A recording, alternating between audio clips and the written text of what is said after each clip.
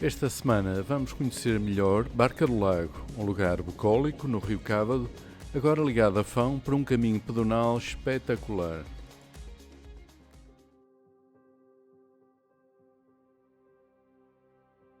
Barca do Lago fica num meandro do Rio Cávado que, pela proximidade das margens, facilitava a passagem do rio.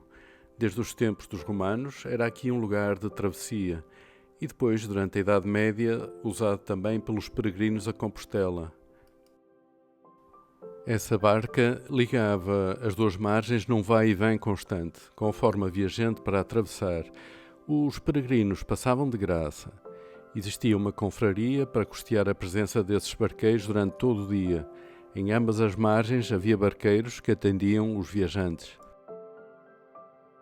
A capela que aqui está já existia no século XIII, de estilo românico, e está dedicada à Senhora da Barca do Lago. Ela está ligada a uma lenda da mesma época, a lenda dos pescadores locais que recolheram nas redes uma imagem de Nossa Senhora e chamaram-lhe de Nossa Senhora da Barca a Peregrina.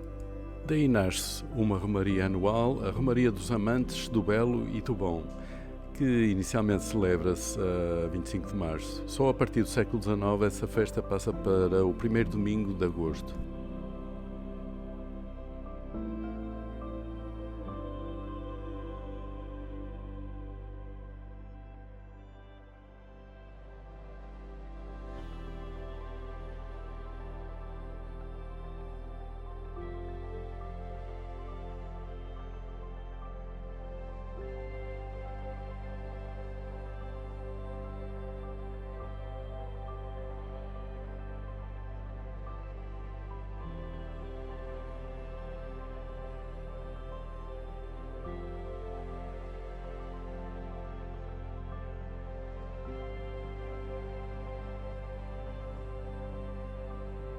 Havia uma tradição dos pescadores de Fão do século XVIII.